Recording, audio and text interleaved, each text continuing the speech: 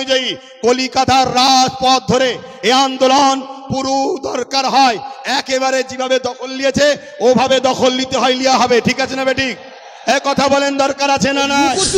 যদি কেউ খেলে আমরা খেলতে দেবো না, তার ব্যবস্থা আমরা তাহলে 2026-এ করবো। লুকোচুরি যদি কেউ করে, এমএলএ এমপি বলুন মন্ত্রী বলুন, যে বাংলার মানুষকে লুকোচুরি খেলবো, ও খেলা খেলতে দেবো না। আপনারা বোকার মতো ছুটবেন না। ওই জায়গায় বললাম চোর ভিড়ে ঢুকে বলছে চোদ্দার চোদ্দার চোদ্দার।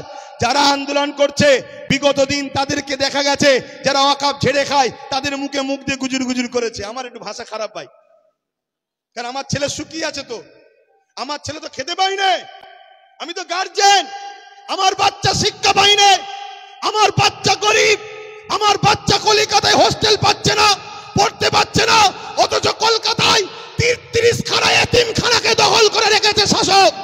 33 খানা এতিমখানা রয়েছে কলকাতায়, ভিআইপি জায়গা রয়েছে, ওই জায়গাগুলোতে সব বিভিন্ন প্রমোটিং হয়ে যাচ্ছে, কোটি কোটি টাকার লেনদেন হচ্ছে রাজ ক্ষমতার জোরে। এমনি বলিনি যে রাজ ক্ষমতা দরকার, এমনি বলিনি রাজ ক্ষমতা দরকার। আরে আব্বাস সিদ্দিকী আসবে না, ওই নওশাদকে দিয়েছে, ওটাই থাকবে তোদের সাথে। আমি আমার যেটা করছি করবো। বলছি এত যদি সন্তুষ্ট না হয়, আমি ফুরফুরা শরীফ একটা ধর্মগুরু হয়ে বলছি, আমি পায়ে ধরে বলছি, এই অসৎ চরিত্র রাজনীতি নেতারা এরা সব সময় হিন্দু মুসলমানের মধ্যে দাঙ্গা লাগিয়ে নিজেদের ফয়দা নিবার চক্রান্ত করছে বলে মনে করি। এবং কিছু গদি মিডিয়া আছে, পাঁচাটা মিডিয়া আছে, যারা কাটির মিডিয়া আছে, এরাও সবসময় দাঙ্গা লাগাবার একটা চক্রান্ত করছে। অতএব আমরা হিন্দু মুসলমান ভাই ভাই মিলেমিশে ছিলাম, আছি, থাকবো, পুরো চক্রান্তে জয় হতে পারবে না। শেষ প্রশ্ন হুজুর, লোকসভায় কেন্দ্র সরকার এক দেশ এক ভোট এই নীতি তারা দিয়েছেন, এই বিল শেষে একটা কথা বলবো, আমরা বাংলার হিন্দু মুসলমান আমরা সবাই মিলে দুহাত তুলে ভোট দিচ্ছি মাননীয়া মমতা ব্যানার্জিকে। উনি হচ্ছেন আমাদের অভিভাবক, উনি কি করছে আমরা দেখব, আমরা ওনার আবার ছেড়ে দিলাম।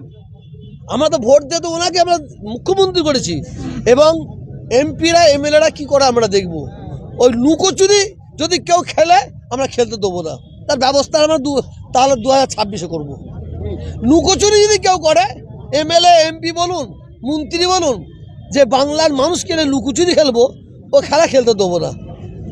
আপনি পার্লামেন্টে প্রতিবাদ করবেন না, বেরিয়ে চলে আসবেন, এটা হয় না।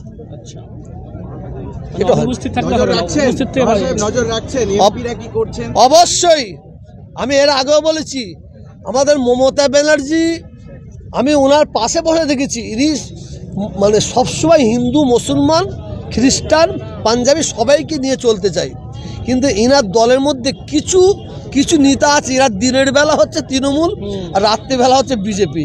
এই মালগুলোকে সরাতে হবে, এই মালগুলোকে সরাতে হবে। হ্যাঁ, আমরা দেখেছি, আমার হাওড়া জেলায় একটাকে দেখছি, আমরা হাওড়া জেলায় হুগলি সব 24 দেখছি।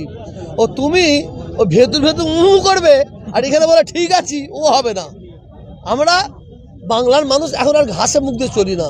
তবে মমতা ব্যানার্জি উনি আপ্রাণ চেষ্টা করছে, যেন মনে করবেন না তেল মারছে, এটা ভাববেন না, তেল হবে না। আমি বাস্তবটা বলতে ভালো, আজ 34 বছর বামফ্রন্ট সরকার ক্ষমতায় ছিল, তখন আমরা বর্ষার সময় আমরা নুঙ্গিটা তুলে বাড়ি ঢুকতাম, এত কাদা।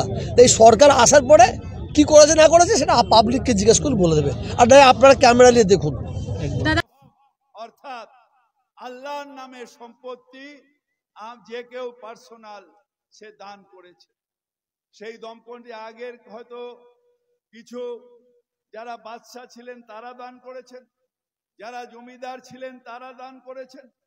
যেরকম কলকাতায় অনেক সম্পত্তি টিপু সুলতানের বংশধর তারা যা দান করেছেন, এরকম আরো অনেক পরিবার তারা নিজেদের সম্পত্তি মসজিদ করে দান করেছেন, যে এই সম্পত্তি দিয়ে এই মসজিদের দেখাশোনা হবে, মা মাদ্রাসার দেখাশোনা। এখন হঠাৎ সেই সম্পত্তিগুলো হাতড়াবে না, তার কারণ নিশ্চিতভাবে অনেক ট্রাস্ট আছে। সেই ট্রাস্টে যেটা মুখ্যমন্ত্রী বলেছেন যে সেই ট্রাস্টে যে সাউথে একটা মন্দির আছে, সেই সব থেকে সেই ট্রাস্টের টাকা বেশি, সেটারও কোনো আপত্তি নেই, সেই ট্রাস্ট এই মন্দির চালাচ্ছে। আর এটা একটা গভর্নমেন্ট অ্যাপয়েন্টেড বডি, যেটা এই সম্প্রদায়ের মানুষ তারা সেই বডির মধ্যে আছে, তারা দেখাশোনা করছে, সেটাকে বলা হয় ওয়াকফ বোর্ড। সেই বোর্ডের আন্ডারে আমিও একটা ওয়াকফ স্টেটের মতওয়াল্লি। আমরা যে যার নিজের যে স্টেট ওয়াকফ স্টেট চালাই, সেখান দিয়ে যে রোজগার হয় সেটা ইমামের, আমাদের মুয়াজ্জিনের খরচা, মসজিদের খরচা, এই সব খরচা, এবং তার বেশি যেটা হয় সেটা ওয়াকফ বোর্ডে দিয়ে সমাজের, আমাদের সমাজের যে উন্নয়ন, সেটা হোস্টেল তৈরি করা, কলেজ তৈরি করা, স্কুল তৈরি করা, সেখানে সেই টাকাটা যায়। এখন হঠাৎ মোদী সরকারের লোভ পড়ে গেছে ওয়াকফ সম্পত্তিকে হাঁটাও। অনেকে এখানে দেখছিলাম বিজেপির যখন আমাদের ডিবেট হচ্ছিল, একটা ভুল ধারণা আছে যে মুসলমানের সম্পত্তি ভাবে ওয়াল সম্পত্তি নয়, আমার ব্যক্তিগত সম্পত্তি ওয়াকফ নয়, বা যেখানেই আমরা নামাজ পড়বো, রেড রোডে নামাজ পড়ছি, সেটা ওয়াকফ সম্পত্তি হয় না। ওয়াকফ সম্পত্তি যেটা ওয়াকফ বোর্ডের আন্ডারে আছে, সেটাই শুধুমাত্র ওয়াকফ সম্পত্তি, এবং সেটা যেহেতু আল্লাহর নামে দেওয়া আছে, সেই সম্পত্তি না কোনোদিন কোনো মানুষের হতে পারে, না কোনোদিন কোনো গভর্নমেন্টের হতে পারে।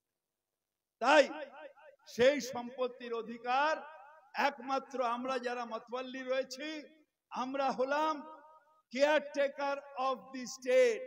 আমাদেরও বাবার সম্পত্তি নয় সেটা, আমরা হলাম খিজমতগার। অর্থাৎ যতদিন ওয়াকফ বোর্ড আমাকে বলেছে যে খিজমত করার জন্য এটা দেখাশোনা করুন, আমরা কেয়ারটেকার দেখাশোনা করব। যেদিন ওয়াকফ বোর্ড বলবে না ইনি নয়, এরপরে উনি দেখাশোনা করবেন, এটা আমাদের নিজস্ব কোনো অধিকার থাকে না। তাই এই সম্পত্তি যখন বিল আনা হয়, জেপিসিতে আমাদের দল তীব্রভাবে তার আপত্তি করেছে, তীব্রভাবে বলেছে না, এটা করা যাবে না। এবং ইনশাআল্লাহ তাআলা এই বিল পাস হবে না। তার কারণ আল্লাহর ঘরে দের আছে, কিন্তু আন্ধের হয় না। তাই যার সম্পত্তি তিনি রক্ষা করবেন। আমাদের শুধু নিষ্ঠার সাথে আন্দোলন চালাতে হবে, প্রতিবাদ চালাতে হবে, এবং শুধু প্রতিবাদ মুসলমান সম্প্রদায় নয়, সেকুলার হিন্দু সম্প্রদায়ের মানুষ তারাও বেশিরভাগই আজকে এর প্রতিবাদ চালাচ্ছে। আরে মোদী সরকার, আপনি তো দুটো স্ক্র্যাচ নিয়ে হাঁটছেন। একটা স্ক্র্যাচের নাম হচ্ছে নীতিশ কুমার, আর একটা স্ক্র্যাচের নাম হচ্ছে চন্দ্রবাবু নাইডু। যেই একটা স্ক্র্যাচ চলে যাবে, দুড়ুম করে ল্যাংড়ার মতন পড়ে যাবে।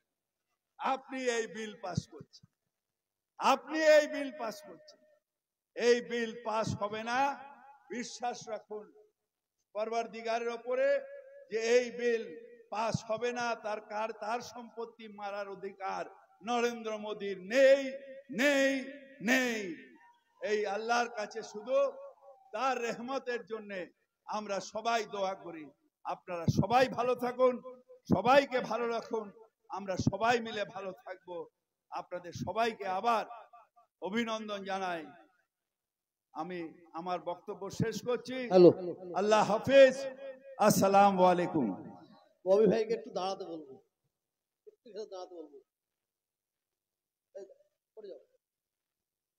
আমরা সবাই জানি ববি ভাইয়ের বক্তব্য নিয়ে কাটিং মাস্টার করেছে।